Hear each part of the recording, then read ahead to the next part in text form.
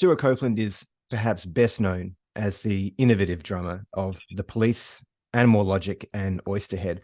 He is also a composer of film scores and operas, an author, and long-suffering manager of the diabolical artist known as Clark Kent, with whom he has often been mistaken. Stewart will soon be publishing his long-awaited Police Diaries, and I'm extremely pleased to be talking with him right now. Stewart, how the heck are you? I'm the heck just fine here in California.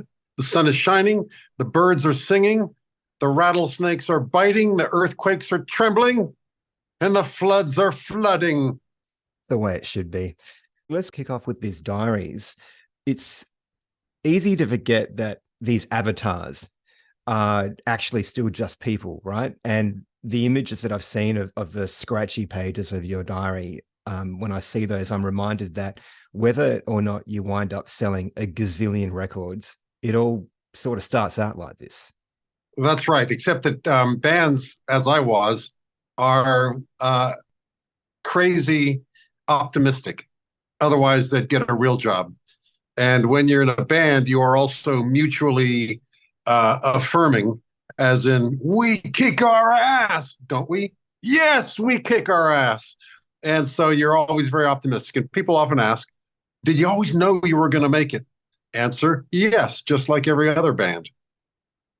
It's also a bit of a time capsule from a pre-internet, pre-streaming era when people kept paper diaries, and hard work as a musician was perhaps a little bit more likely, you could say, than it is to pay off now because the pond was smaller. Actually, there are gradations, there is nuance in there. It's much easier to make music. It's much harder to sell it. That's good. That's fine for the folks out there listening and buying music. That's a good thing. For those poor struggling musicians, you got to be more unique. You got to somehow get noticed. You got to break through because it's so democratic that every Tom, Dick, and Harry can make a record. Every Tom, Dick, and Harry is making a record, and you got to somehow push past them. So there's a little up and a little down, some yin with your yang. But for the listeners out there, I think it's a net gain. Is there anything that you miss about the pre-internet, pre-streaming age?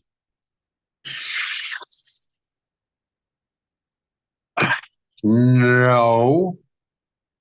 There are young musicians who worship at the altar of 2-inch magnetic tape. I do not. I love digital. Yes, there is a change. There is a coloration. There's a difference to the sound of digital versus analog, but I don't care. It's the music being performed that is important to me. The actual audio file distinction, I think, is less relevant than the charisma of what's on the tape, whether it's on tape or in digits. And just from a production and nuts and bolts perspective, it is, look, it's kind of the enemy of art when you have to spend all this time trying to set everything up, right? And like I've talked to Hugh Padgham, producer Hugh Padgham, about this, and he's told me horror stories about. Well, here's the trick: you got to set it up first. When you walk into your home studio, back in the day, you didn't, because there was no such thing. You just had a TIAC A77, a Revox A77, or a TIAC 4-track, and it was always critical. Get set up before you even start to think creatively. Because if you start thinking, you come up with a riff, oh, cool, riff, oh, great, yeah, I got, okay, now let me set up the gear. By the time you're set up, it's gone. So make sure you're ready to hit record before you even look in the general direction of your guitar or other instrument. The other thing I've learned about that is make sure you are going for what could be gold at that time, because it's so easy to sit down and go, I'm just going to do a demo, and the part that you've recorded is actually so much better than you're going to be able to ever reproduce it subsequent to that. You know, you sit down and just to do a very basic recording, and then you're forever trying to reproduce that moment that lightning struck afterwards. Well, that is a clue that perhaps that moment of magic wasn't so much the material as much as the charisma of that moment. if it's a good tune, you can re-record it every day for the next year and it'll still be a good tune. If it's just somehow the way you tripped over that third string and went, it just had a certain something to it, okay, keep it as a sample. But as far as material, if it's any good, it'll still be any good the next day. But there is something that you've touched on, which is the platinum demo. And very often you make a demo at home and it has a magic to it, and you bring it to the band, and the band start messing it up, and it isn't as good anymore. In fact, the wife of one of the band members was overheard in rather a loud stage whisper, "Darling, I preferred your demo." And this, of course, reminds me, and probably will remind people who are listening to this, of the oft-told story of Every Little Thing She Does Is Magic. Well, okay, now that one was a bona fide. That was a bona fide hit. The demo was a bona fide hit. We could have just released it. It was a little weak. It had a drum box instead of me bashing around, but it would have been a hit anyway. Who cares? The folks out there listening to the radio, as we know, don't care whether it's me bashing stuff or a drum box, as long as the song is a killer song, which it was. By that time, I forget whether that was our fourth or fifth album, by which time Sting knew a thing or two about recording. And this demo wasn't on an A77 Revox in his basement. It was in a fully fledged recording studio in Montreal. And it was pretty slick sounding. And it's not strange at all. In fact, that's how they make records today. They don't do rehearsals in a place and then go, they come in with the demo and overdub to that. And the record begins its life. The recording begins its life at home on a laptop. And that is the basis. That's the click track, if you like, that the rest of the track is built upon. And don't even get me started on how in olden times it was done, where you'd figure this track out, record it. The drums had to be, nobody could have any fun until the drums were perfect. And since we were very lazy and the other two were very impatient, we would learn the song right then and there. I mean, Sting would only pull them out on an as needed basis, and they'd get their heads together and figure it out.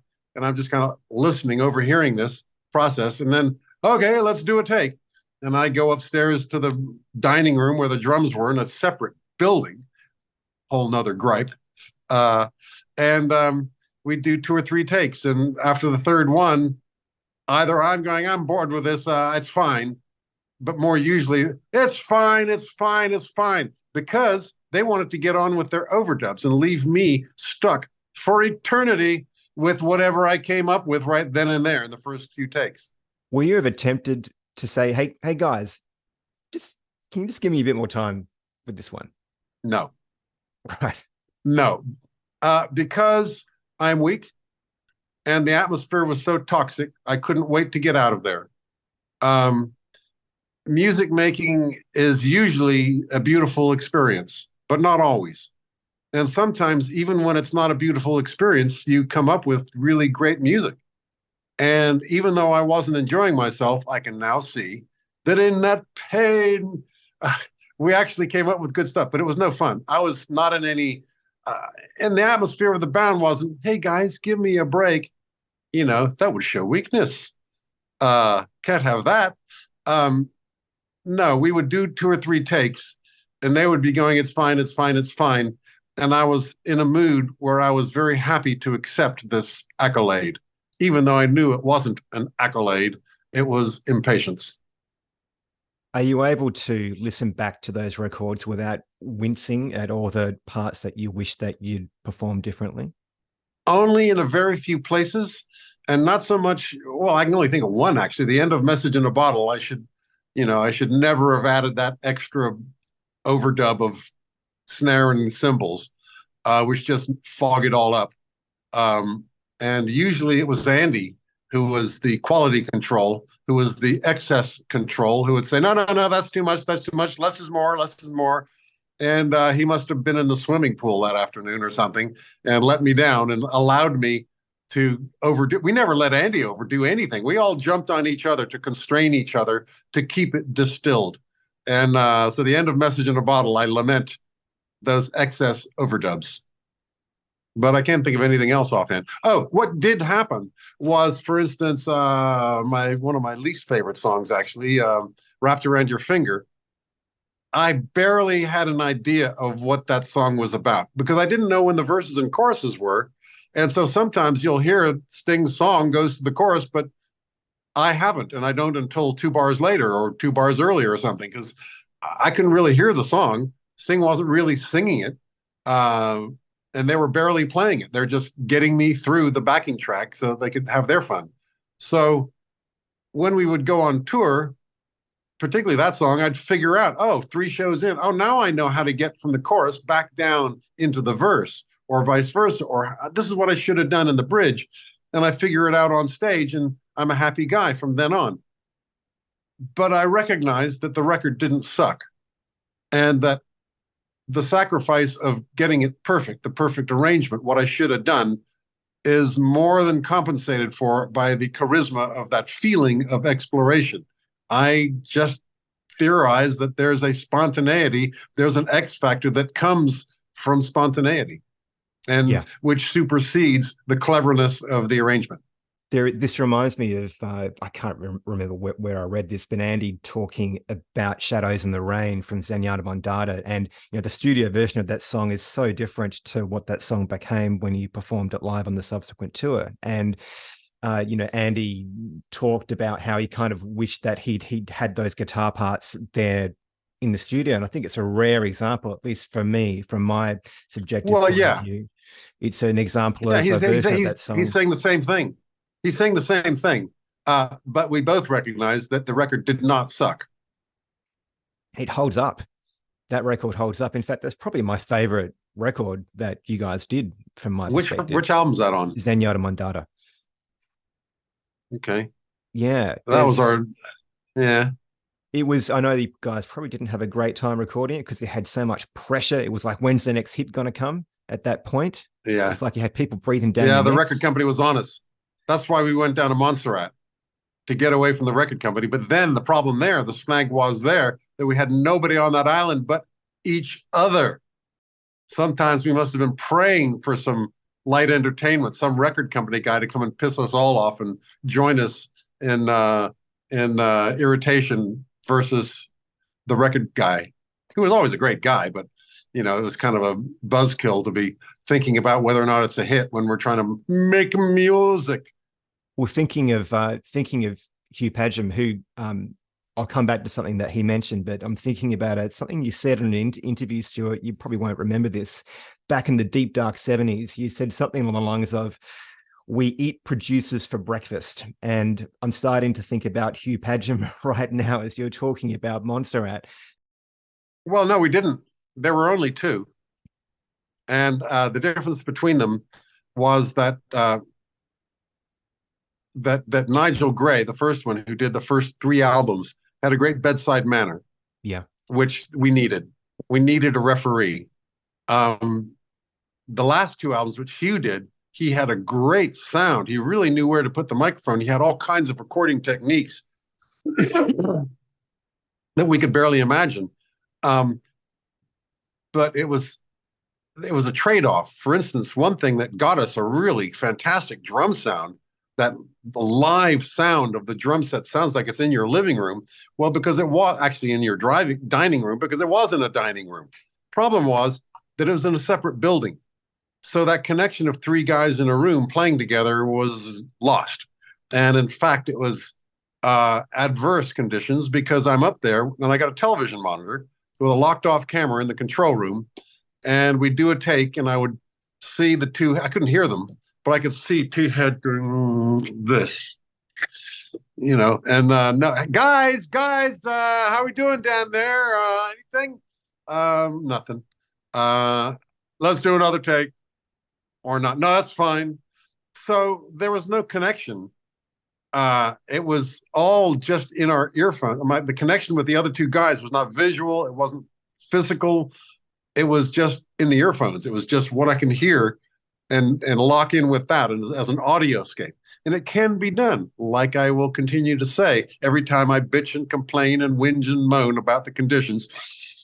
Somehow we managed to make a good record, even though that was counterintuitive. So Hugh, who was used to dealing with grown-ups, with civilized gentlemen musicians, such as Genesis, who are, excellent human beings, and others, was not equipped to deal with the hellscape of the Police.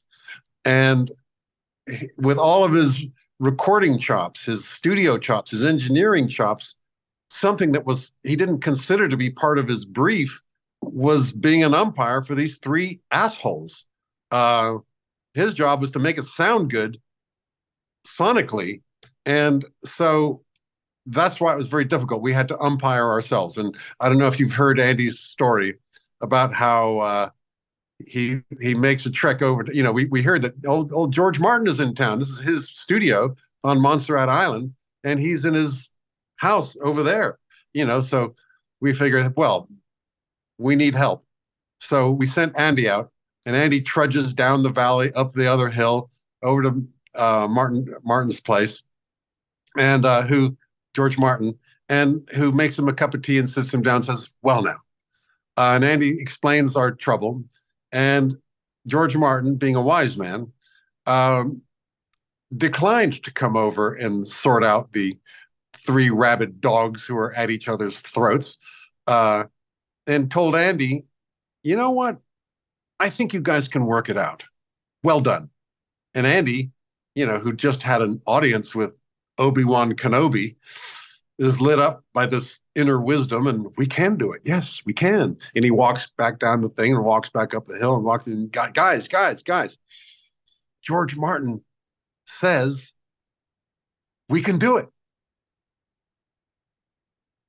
Gosh, really? Okay, count it in. And we did do it. So he did make that incredible, invaluable contribution to, I think it was the last album where we really just had hit dead stop. We could not move forward. Nobody was in a mood to pick up their instrument. It was just such an atmosphere of hostility, negativity, and mutual negation that we had stopped dead until Andy came back with this sterling wisdom from George Martin.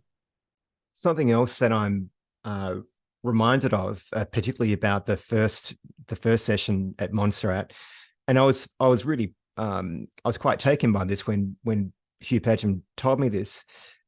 He said that he was talking with Sting about mixing the vocals, and Sting said that he wanted the vocals on that record to be kind of mixed low because he wanted to hear the band. He wanted the band to sound great, and he thought the band sounded better with his grouped vocals a little bit lower in the mix.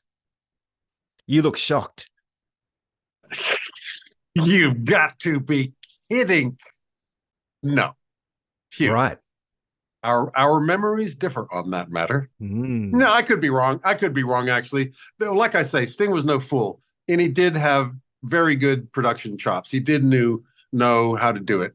And it may be that Hugh had a different idea of where to place the vocals in a track than Sting. And Sting might have been more band-oriented, but probably Andy and I would be more band-oriented still. As it worked out, I don't have any complaints. The drums sound just fine to me, balanced where they are. And I recognize, because I've made a couple records too, and listened to the radio occasionally, that the vocals are kind of the focal point, and that's how it goes. That's how it should be.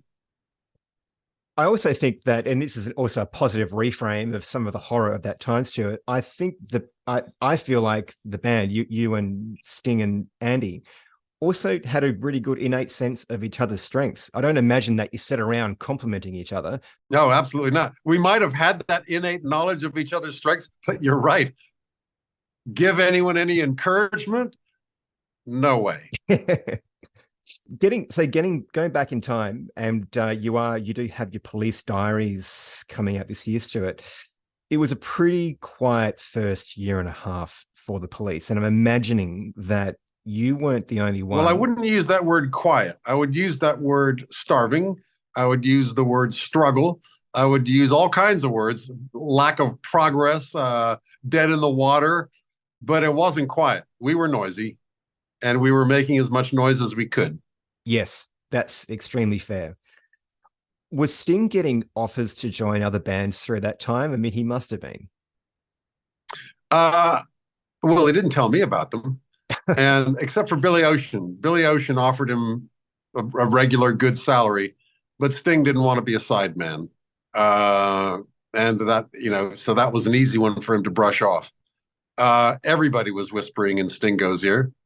I was yelling. And, one of the stories I tell in the book was how when I first talked to him on the phone, how I got his phone number as an anecdote. But I get him on the phone. And my first words to him are, this is to do with you alone, not your band. You as just you on your own.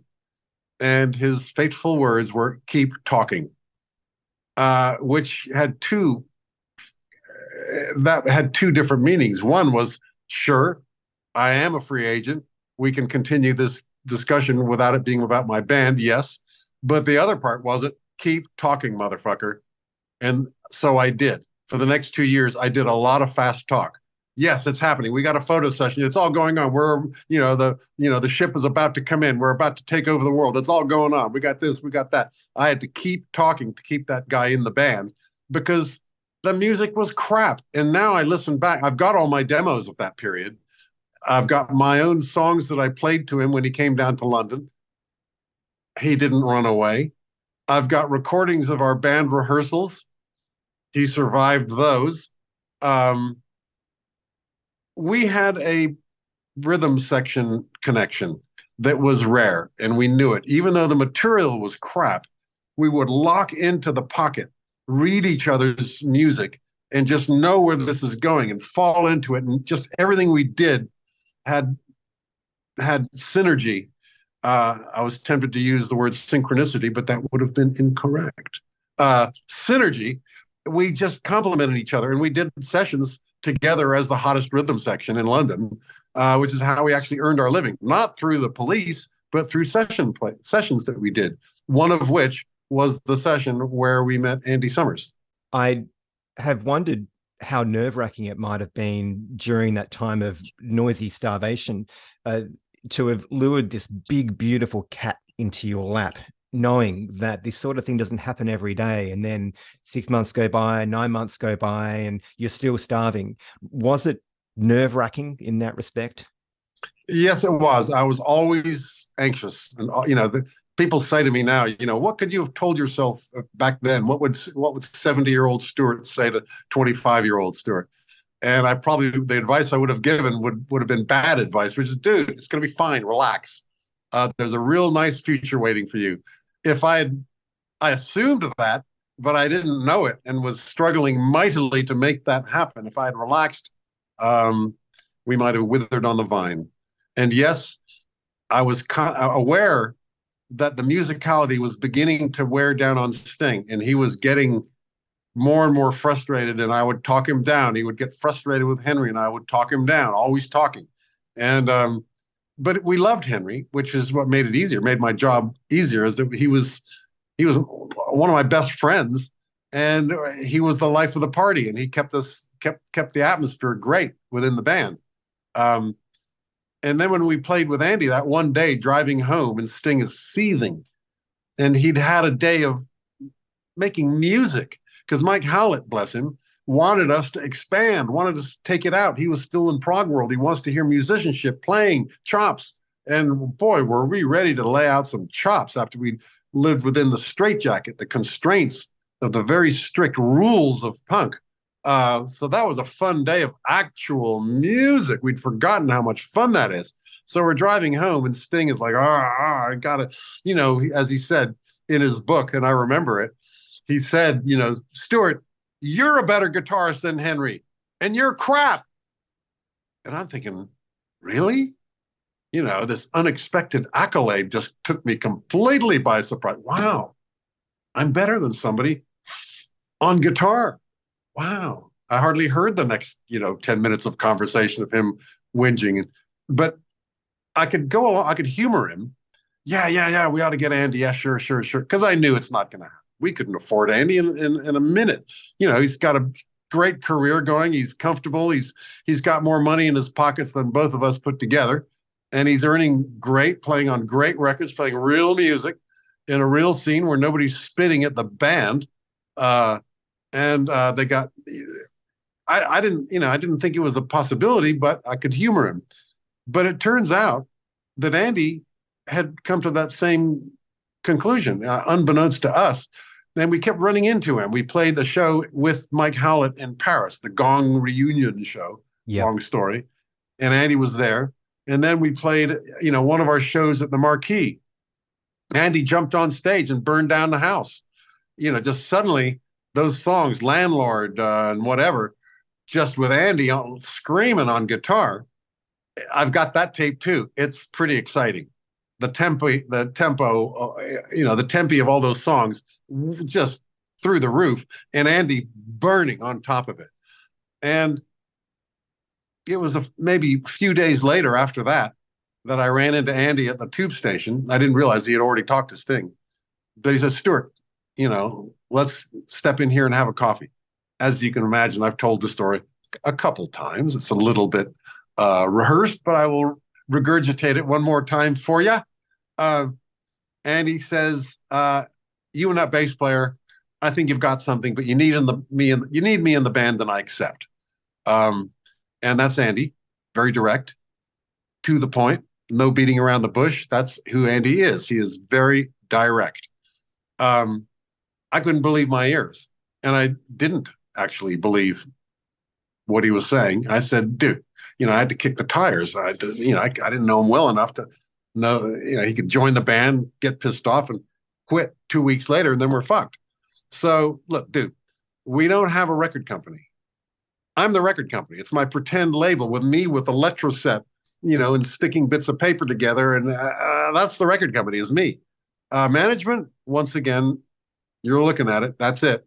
And I was actually painting a more grim picture than the reality, because I actually did have all the resources of my brother Miles and his empire, and more importantly, his Rolodex and phone.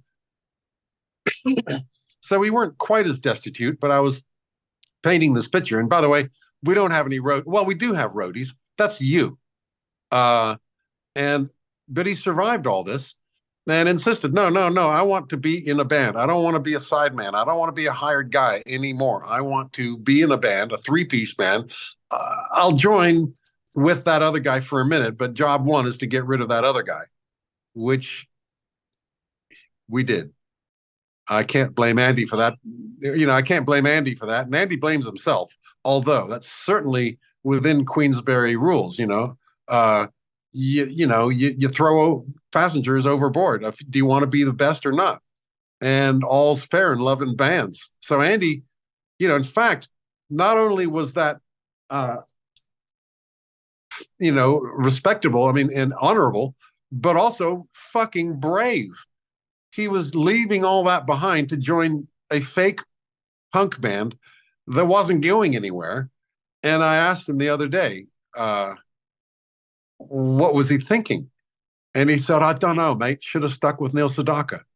I agree with you in that it really underlines an assertiveness and an instinctiveness that any young musician would be proud of. And yet Andy himself says that's not how it happened.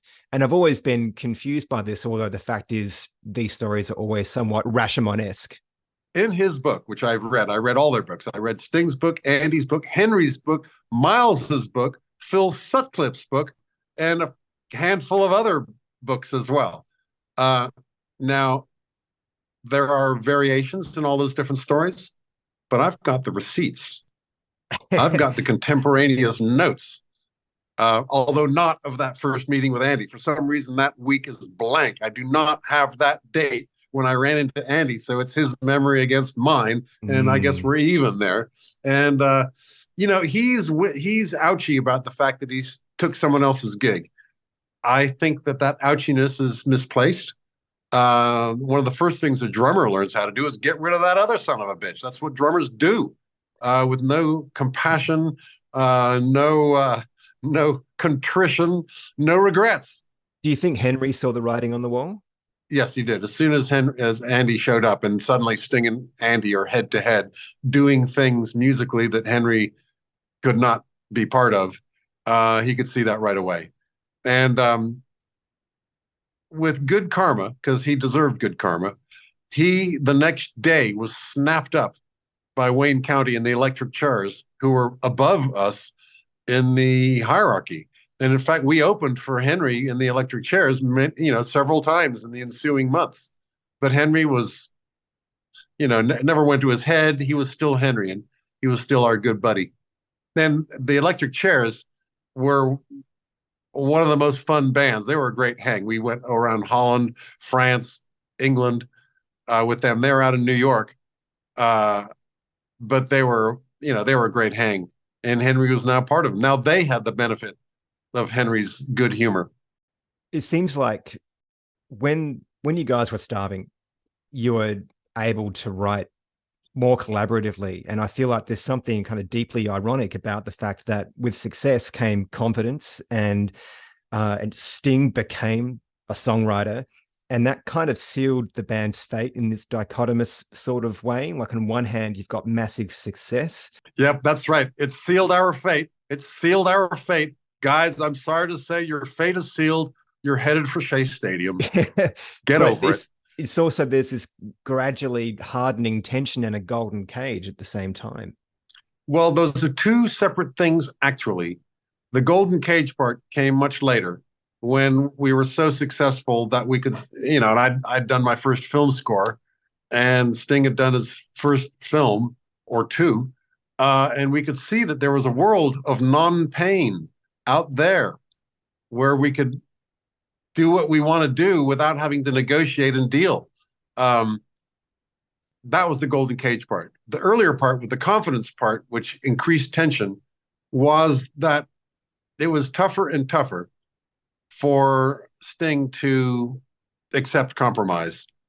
And I'm grateful that he did. For three, the cracks began to appear in Zenyatta Mondata. And I'm grateful that we got that album plus two more albums out of him, and before he finally couldn't stand it anymore. I can see this parallel between 77 and 83, Stewart. So Sting and yourself making the decision to let go of Henry in 77, and Sting making the decision to let go of the Police in 83. Well, actually, that was a mutual decision.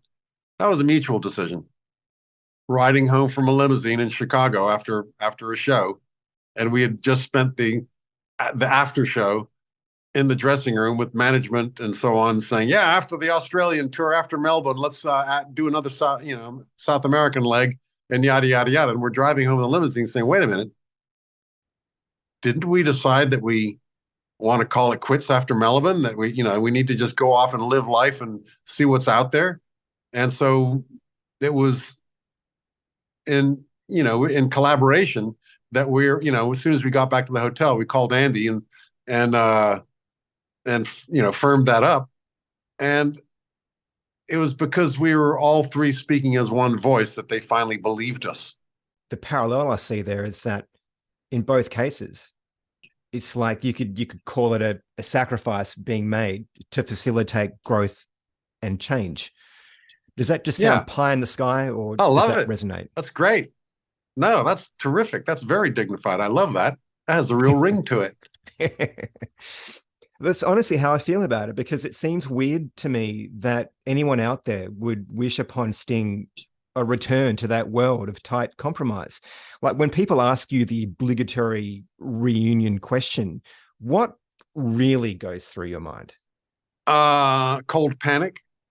Because like I say, I mean, if someone were to call up tomorrow and say, hey, we're ready to book a tour, I would have to say yes, because it would be stupid not to, but I would not be happy about it. My heart would turn cold. I would immediately start going into a panic. I would go back to that weird place the police puts me into that I do not like to be in, where I become territorial. I become a different guy. I don't like that guy. And outside of police world, the birds are singing. I mean, I'd have to say yes, but it's sort of like getting drafted by the army or something. Yeah, this all makes sense to me, and it really surprises me that so many people clamor for this. And I feel like, okay, well, a lot of those people probably haven't been in bands before. I've been in bands before, and I've been the songwriter in a band, and I've had to make compromises in my tiny little band, and I've hated it. I've I've actually felt like I really relate to poor old Sting in this Poor old context. Stingo. Yeah, me too. By the way, uh, I'm a collaborator. I'm a youngest sibling. I'm just happy to be in the band. I don't have to be the boss of the band. I don't have to be the center of attention. I was never the center of attention in my family. My brother Ian was the star. Miles was the boss. My sister was the sophistication. I was just happy to tag along, and that's how I felt in the police. Even though I was on a mission to make it all happen, and to with my briefcase and my Rolodex and my phone to make it all happen. But as far as the interaction within the band, I was happy to be the youngest sibling. And Stingo, as the eldest sibling, regards siblings as competition for food off his plate. That's just an instinctive thing that goes with being the eldest, I guess. Could never understand that. He would never believe me that I was happy in that situation.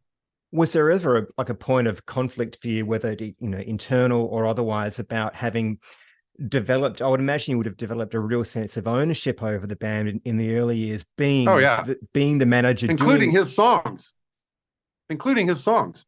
I didn't think whose songs they were. They were our songs. And I still feel that ownership over them, even though legally not so much. But I definitely feel a sense of ownership of those songs. So that must have been massively tough, particularly in the last few massively successful years of the band, when Sting is the songwriter, he's writing these platinum demos. And oh, by the way, they weren't all platinum demos. One or two of them were, not all of them. Right. And in fact, one of them that wasn't was Every Breath You Take, which wasn't platinum until Andy came up with that guitar part. I have an impression that there's been a lot of healing between the three of you, particularly around the time of the reunion. And, I understand that you even did a bit of therapy at that time as well. And as a therapist myself, that makes a lot of sense. And I was glad to hear it. Wait a minute. Hold on. As a therapist yourself, Yeah. do tell. Yeah. Well, this is what I do. Who the fuck are you? I'm a social worker, and I work with kids. Oh, really? I work with children and families. Yeah. Oh, what do you know? So's my daughter. Yeah, right. Well, good for her. Yeah, there needs to be. She's out there on the streets of Los Angeles right now with homeless people, getting them their meds, trying to find them housing, and et cetera, et cetera. And as you know, there's a great deal. Her training, her document, her pedigree is psychology. It's it gives you perspective. Yes, that's true. One does learn so much from teaching. Actually, this makes me think of something I wanted to ask you about, which is the kind of bubble that a person lands in when they become successful. Must be a very strange and surreal bubble where you are no longer exposed to certain realities. And I wonder, what is that like? Bubble is one way to put it. That's what you would just how you might describe the band world, within the bubble of band world. But in life, interacting with old school friends and such, a wall goes up, and it's much higher than a bubble and not so poppable. And that wall goes up because you just instinctively, there's too much coming in, there's too much incoming. So you start to build a wall to protect yourself. And then you find that your college chuckle buddies are on the other side of that wall. Like, they can't get in. They have to go through layers just to say hello. And that's physical as well as psychic. That you got your defenses up. An old buddy starts talking to me about something, and I think he's looking for a job, or something, and that takes some getting through, some working through. And you're all going to start crying now, but it's very lonely behind that wall, because people are looking at you different.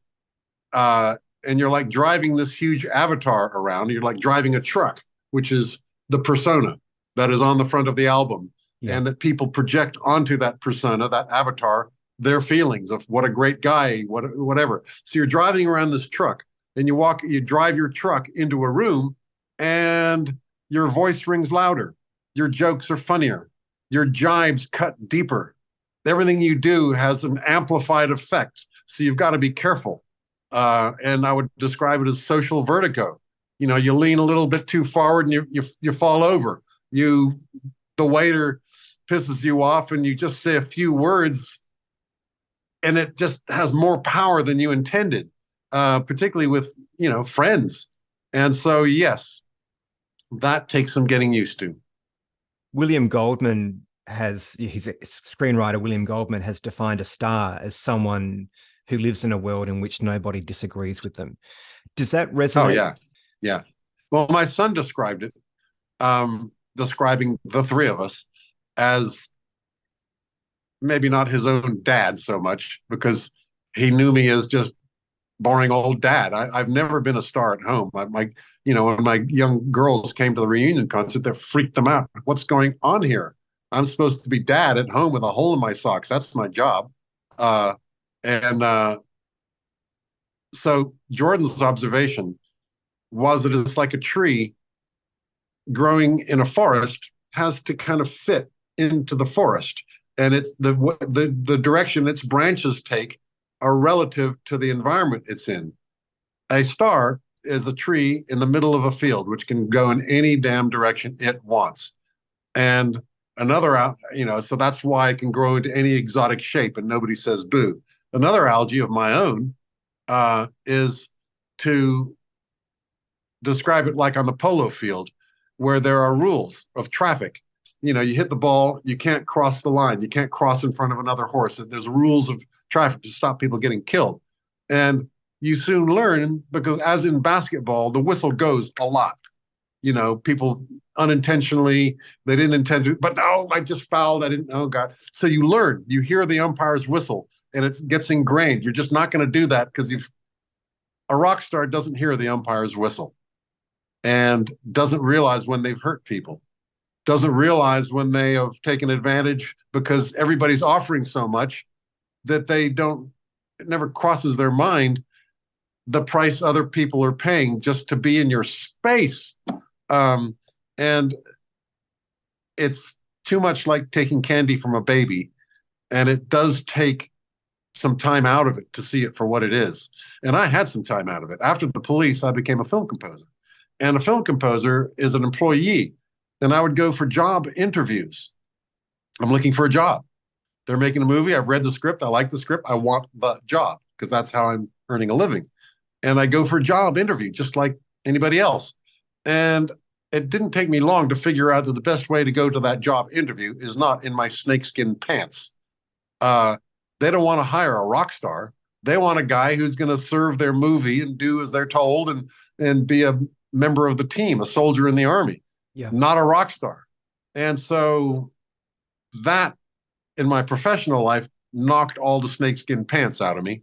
And then driving the kids to school, interacting with other parents in school, and all the important real life stuff kind of brings it down to earth. And I'd forgotten all about it for 30 years until we did the reunion tour. And the stylist took one look at me in my Gap clothes. Oh, dear. And they had to turn me back into a rock star. Had to get me some snakeskin pants. Some Prada, And my wife was overjoyed as this transformation of her schlubby husband back into a rock star. She didn't marry a rock star. She married an opera composer. A whole different vibe.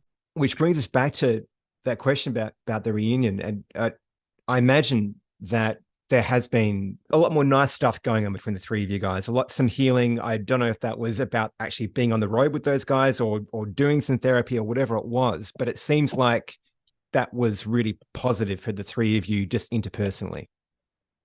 Absolutely. Absolutely. Particularly Sting and I. Andy is kind of impervious to all of the tension and so on.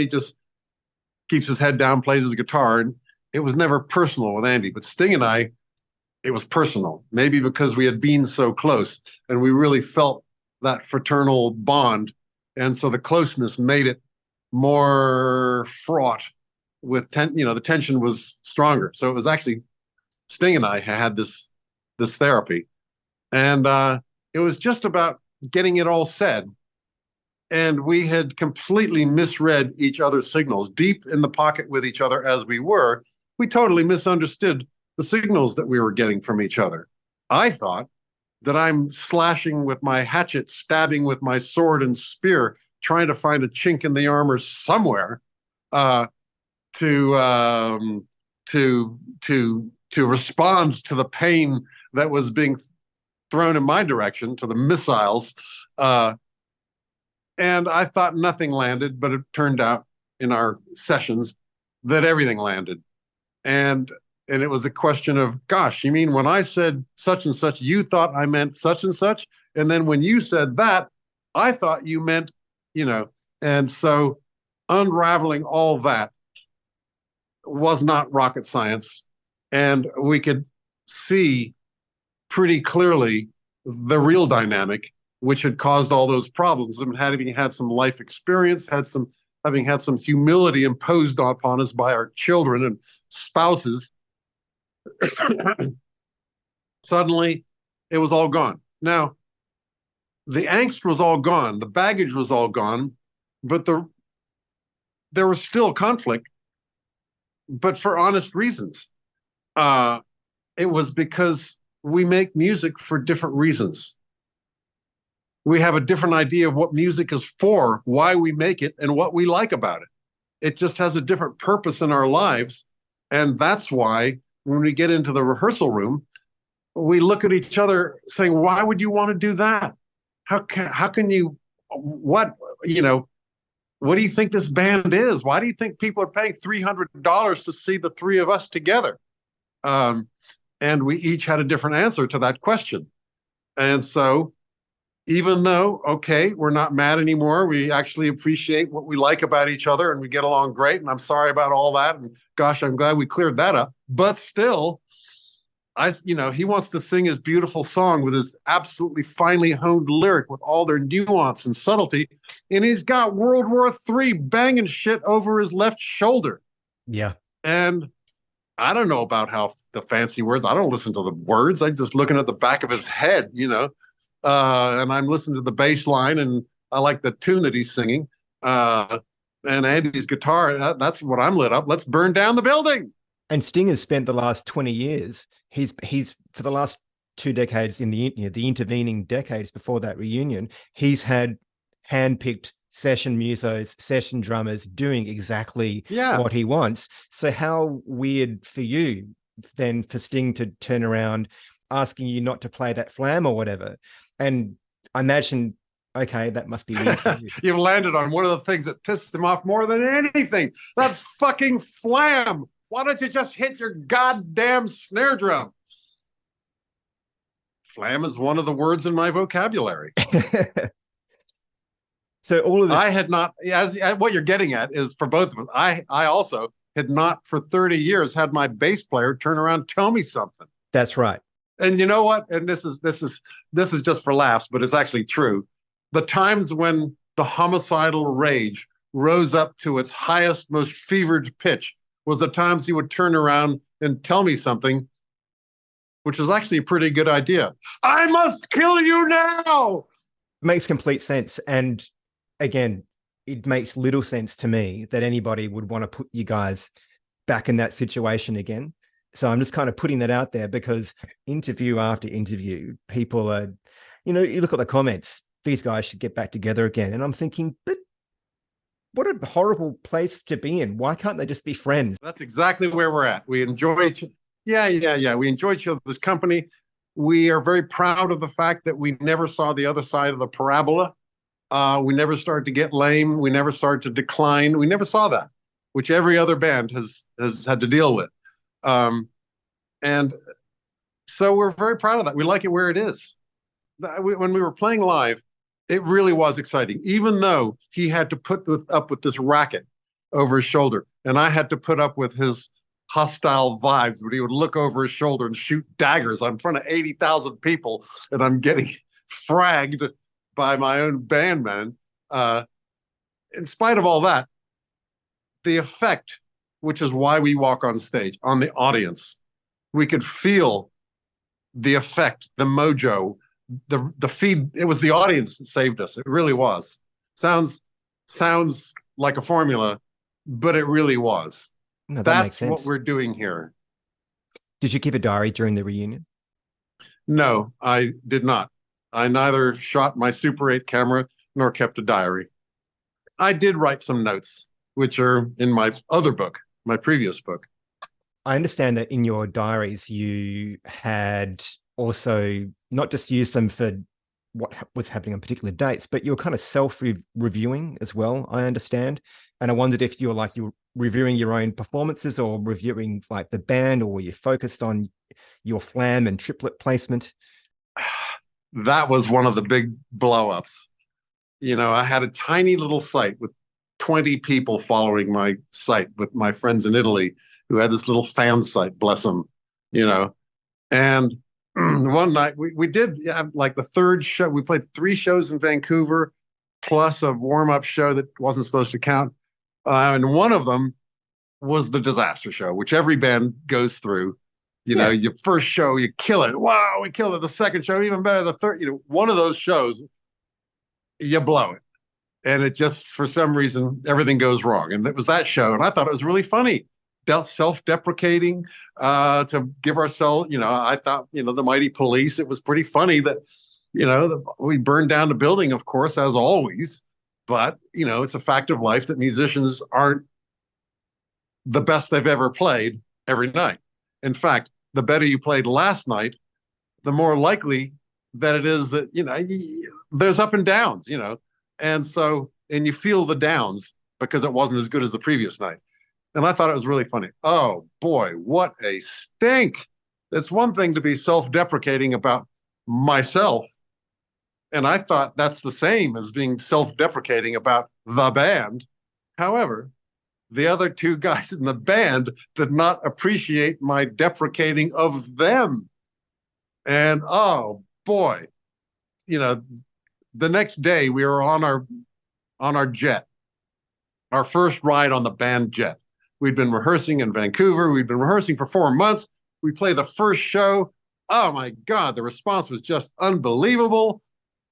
I write my little thing after the show one night, and in my little site, next thing I know, actually the first thing was my Percy, Brad Sands, saying, gosh, you're trending on whatever the social media was at the time. Really? You don't say. My drum solo must have been really great. Oh no. And pretty soon I'm getting calls from management. The other 2 guys are really pissed off. I get a note, and they clearly didn't actually read it, because if they had read it, they would see the humor in it. They would see the love in it. They would see the mutual respect in it. They would see it for the laugh that it was. But it wasn't helped by the fact that those tabloids who live on this stuff pulled out the most pejorative, out of context, drummer rips his own band. Technically, but you can imagine how that really popped the bubble, really screwed the pooch on the first couple shows of the tour. And I remember that review. And their response made me angry. Then we get to the next city somewhere in Canada, and there's still this bad vibe.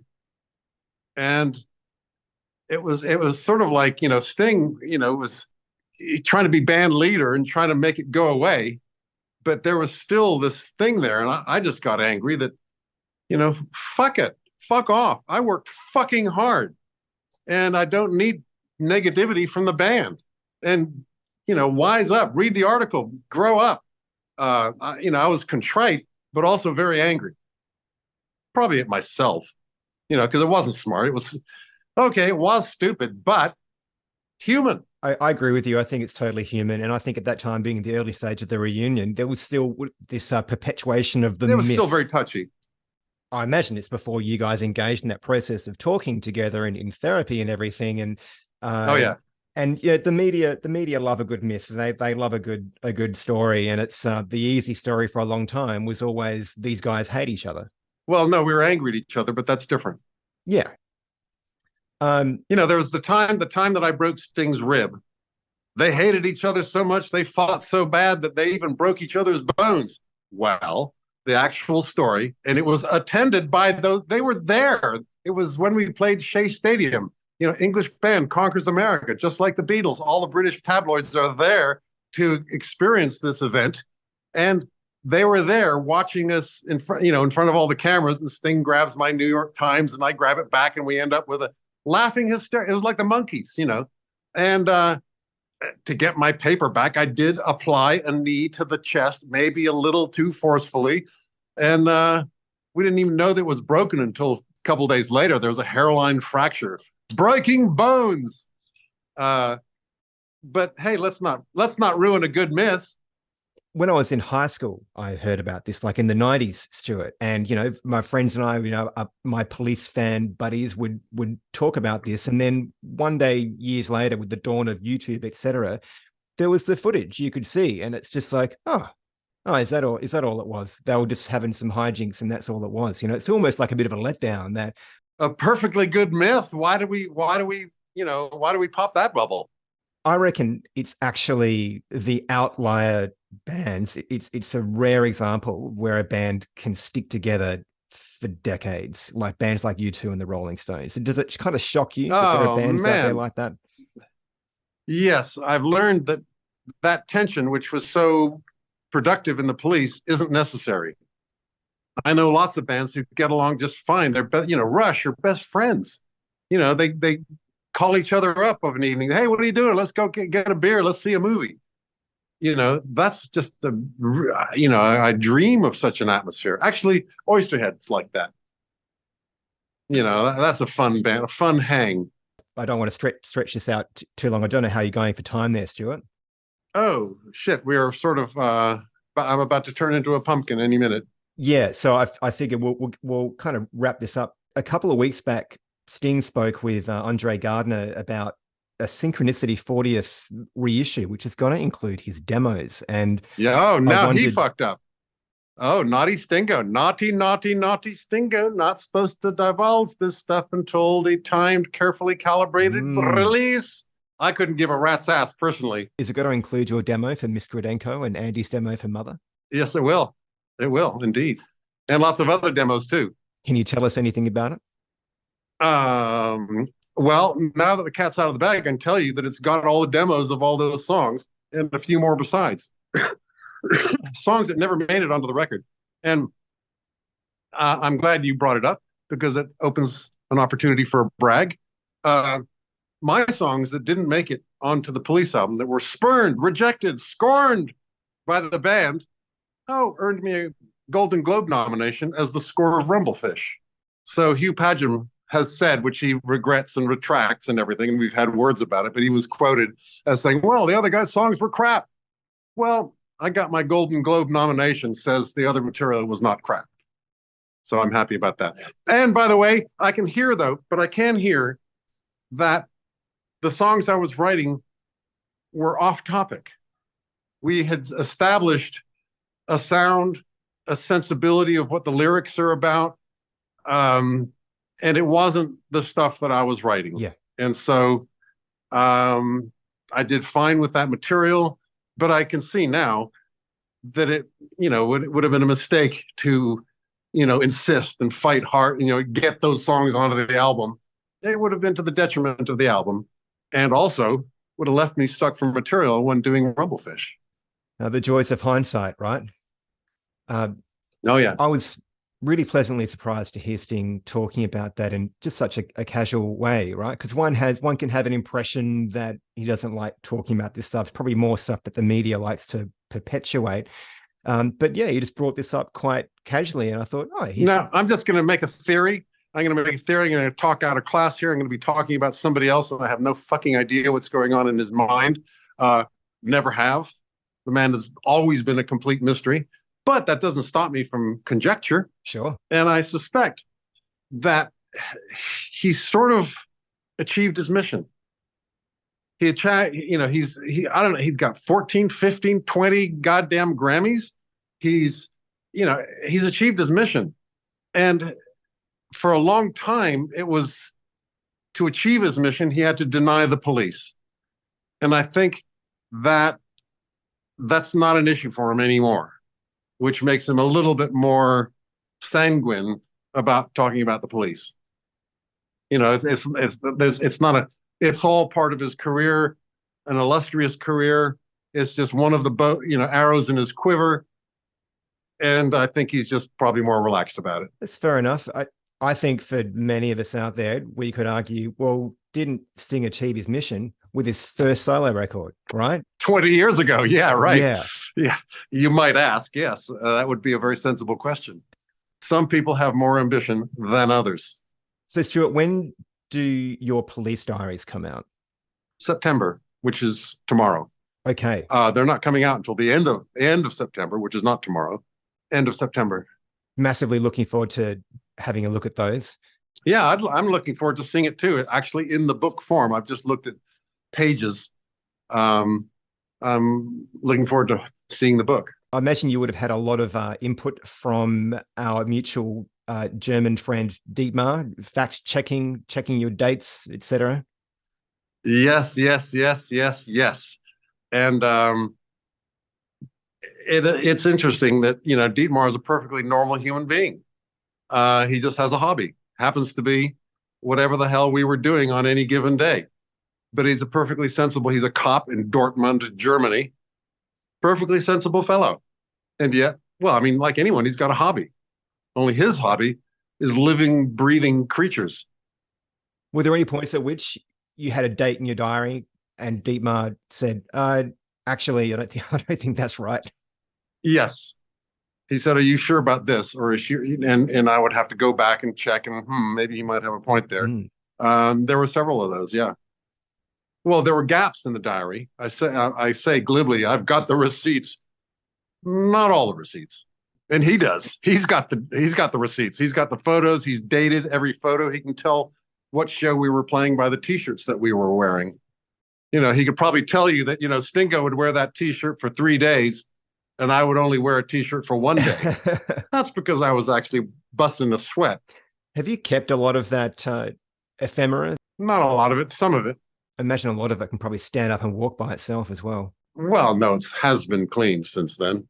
But that old flight suit that Sting wore for the first year, that thing could play Roxanne anytime.